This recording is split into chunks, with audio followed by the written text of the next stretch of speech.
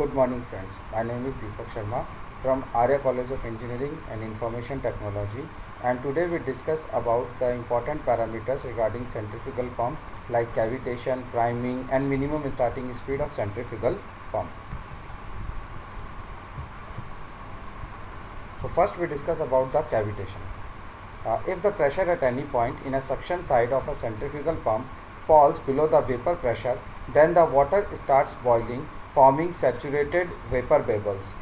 Thus formed bubbles moves at very high velocity to the more pressure side of the impeller blade and strikes the surface of the blade and collapse there.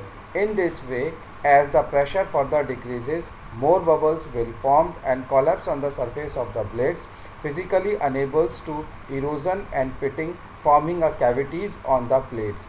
This process takes place many thousand times in a second and damages the blades of a centrifugal pump. This phenomena is known as cavitation. Now, the causes of cavitation. Following are the causes of cavitation. Metallic surface damaged and cavities are formed on the impeller surface.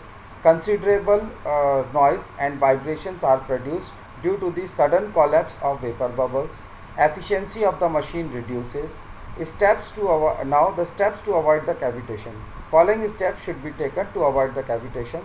Suction losses should be minimized through the use of large diameter suction tubes with fewer bands in the delivery pipe.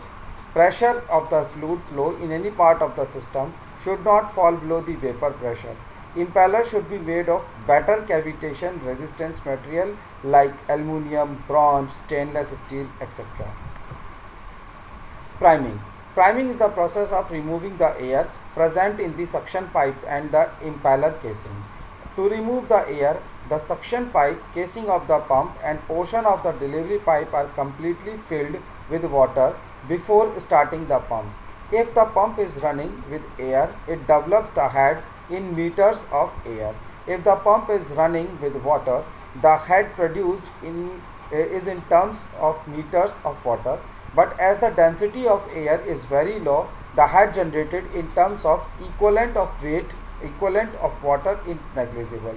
It is therefore the pressure raised by the pump where the air is present may not be sufficient to suck water from the pump.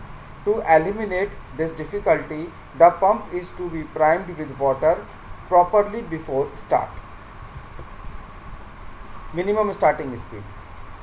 When the pump is started, there should be there will be no flow until the pressure rise in the impeller is more than or equal to the manometric heads.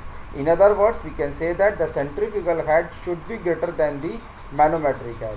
Therefore, minimum starting speed is the speed of centrifugal pump at which centrifugal head is equal to the manometric head.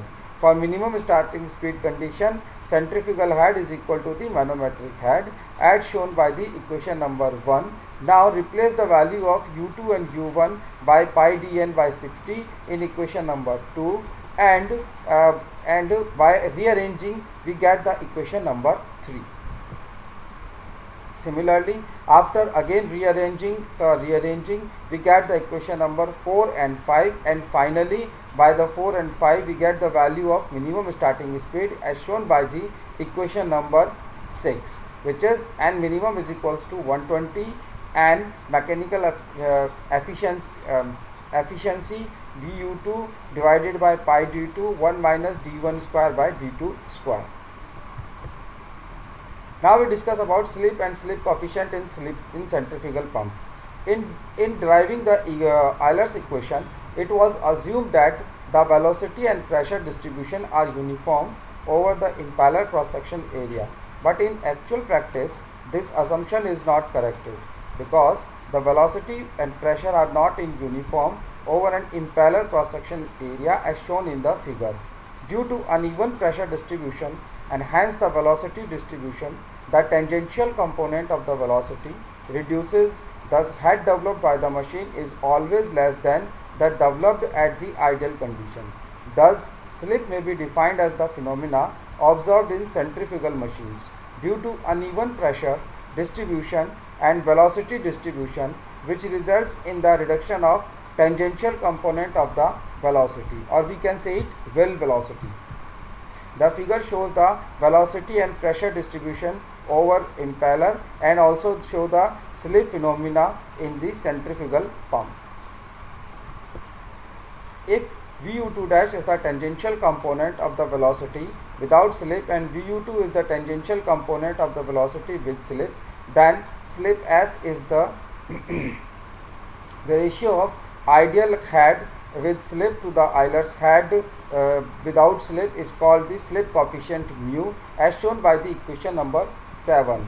Then the work done on fluid by centrifugal pump with slip is given by the equation number 8. The above equation modified by the slip coefficient, it is still the theoretical work done on the fluid, since slip will present even if the fluid is frictionless or ideal fluid. Thank you.